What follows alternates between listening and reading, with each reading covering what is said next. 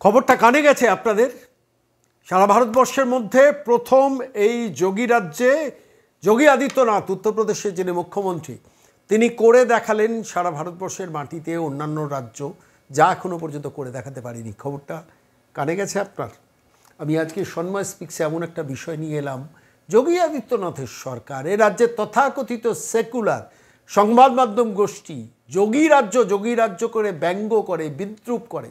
যোগী রাজ্যে কোনো আদিবাসী কন্যার ওপর অত্যাচার হলে আনন্দবাজার সেটা প্রথম পৃষ্ঠায় সংবাদ করে, কিন্তু এই খবরটা কি আনন্দবাজার প্রথম পৃষ্ঠায় খবরটা করতে পারবে? সাহস শক্তি দেখাবে? হ্যাঁ, যোগী আদিত্যনাথের কথাই বলছি। তিনি পরিষ্কারভাবে বলেছেন যে হালাল সার্টিফিকেশন উত্তরপ্রদেশে বন্ধ। হালাল সার্টিফিকেশন উত্তরপ্রদেশে বন্ধ।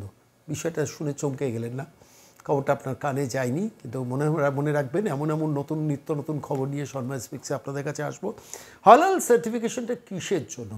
নির্দিষ্ট কিছু প্রোডাক্ট, নির্দিষ্ট কিছু খাবারে সেখানে পরিষ্কারভাবে হালাল সার্টিফিকেশন থাকে। এমনকি শুনেছি আজকাল ফ্লাইটেও হালাল সার্টিফিকেশন থাকে, অনেকটা ISI টাইপের, অর্থাৎ স্ট্যাম্প মারা থাকে যে এটা অথেন্টিক হালাল সার্টিফিকেশন। ওয়েবসাইটও আছে। সেই রকমই হালাল সার্টিফিকেশনের প্রোডাক্ট বন্ধ করে দিল, নিষেধাজ্ঞা জারি করলো উত্তরপ্রদেশের যোগী আদিত্যনাথের সরকার। তাঁদের যুক্তি, যোগী আদিত্যনাথের যুক্তি হচ্ছে সন্ত্রাসবাদ, ধর্মান্তকরণ এবং তথাকথিত লাভ জিহাদ। সন্ত্রাসবাদ, ধর্মান্তকরণ এবং তথাকথিত লাভ জিহাদের কাজে ব্যবহার করা হচ্ছে এই হালাল সার্টিফিকেশনের সমস্ত অর্থ। ফলত হালাল সার্টিফিকেশনের ওপর নিষেধাজ্ঞা জারি হলো উত্তরপ্রদেশের মাটিতে। উত্তরপ্রদেশের সরকারের হিসেব প্রায় 25,000 কোটি টাকার ব্যবসা হচ্ছে, অথচ কোনো সরকারি স্বীকৃতি নেই। 25,000 টাকার ব্যবসা হচ্ছে, 25,000 কোটি টাকার ব্যবসা হচ্ছে, অথচ সরকারের কোনো স্বীকৃতি নেই। যোগী আদিত্যনাথ এই নিয়ে কী বলেছেন, যখনই কিছু কিনবেন দেখবেন সেটাই যেন হালাল সার্টিফিকেশন না থাকে। যখনই কোনো প্রোডাক্ট কিনবেন দেখবেন সেটাতে যেন কোনো হালাল সার্টিফিকেশন না থাকে। সাবান থেকে শুরু করে জামা কাপড়, এমনকি দেশলাই, সাবান থেকে শুরু করে জামা কাপড় এমনকি দেশলাই সবেতেই এখন হালাল ট্যাগ দেওয়া হচ্ছে। এই প্রক্রিয়ায় প্রায় 25,000 কোটি টাকার ব্যবসা হচ্ছে, অথচ এর কোনো সরকারি স্বীকৃতি নেই। অতএব হালাল সার্টিফিকেশন নিষিদ্ধ, ব্যান্ড উত্তরপ্রদেশের মাটিতে। সারা ভারতবর্ষের মানুষের কাছে যে বিস্ময় জুগিয়েছে, এত কঠোরতা, এত ঋজুতা কোনো সরকারের পক্ষে দেখানো কি সম্ভব? দেখিয়েছেন যোগী আদিত্যনাথ। সেই জন্যই যোগীর রাজ্য ব্যঙ্গ বিদ্রুপ যারা করেন তাদের দেখে শেখা উচিত। যা পারেন যোগী তা পারে ভারতবর্ষ, তা পারে না ভারতবর্ষ অন্য রাজ্য। কেন, কিসের জন্য?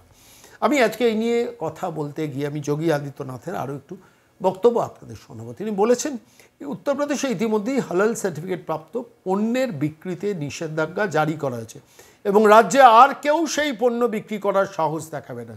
রাজ্যে আর কেউ হালাল ট্যাগযুক্ত কোনো প্রোডাক্ট বিক্রি করার সাহস দেখাবে না। কে বলছেন? যোগী আদিত্যনাথ। আমি বলছি, ভারতবর্ষের অনেক ট্রান্সফরমেশন আমরা দেখেছি, কিন্তু যোগী আদিত্যনাথ উত্তরপ্রদেশের মাটিতে দেখাচ্ছেন কীভাবে বিশ্বের বৃহত্তম কারখানা স্যামসাং কারখানা যখন ভারতবর্ষের মাটিতে জমি খুঁজছে যে কোন রাজ্যে যাব, তখন যোগী আদিত্যনাথ সেটা ছিনিয়ে নিয়ে উত্তরপ্রদেশের মাটিতে করেছেন বিশ্বের বৃহত্তম ইলেকট্রনিক্স গুডসের কারখানা স্যামসাং তৈরি করে নিয়েছেন উত্তরপ্রদেশের মাটিতে। সারা ভারতবর্ষের মধ্যে উত্তরপ্রদেশ সেই রাজ্য যারা একসঙ্গে 4টে আন্তর্জাতিক মানের বিমানবন্দর তৈরি করে ফেলেছেন, যখন এই পশ্চিমবঙ্গের মাটিতে একটি ছাড়া আন্তর্জাতিক মানের কোনো বিমানবন্দর নেই। নিজের তদবিরে, নিজের তদারকিতে, নিজেদের অর্থ ব্যয় একাধিক রেলওয়ে প্রজেক্ট করেছেন, হাইওয়ে করেছেন, যে হাইওয়েতে যুদ্ধের সময়ে বিমান পর্যন্ত নামছে উত্তরপ্রদেশের মাটিতে। 20 কোটি মানুষের বসবাস যোগী আদিত্যনাথের উত্তরপ্রদেশ করে দেখালো শেষ পর্যন্ত হালাল সার্টিফিকেশন ব্যান্ড।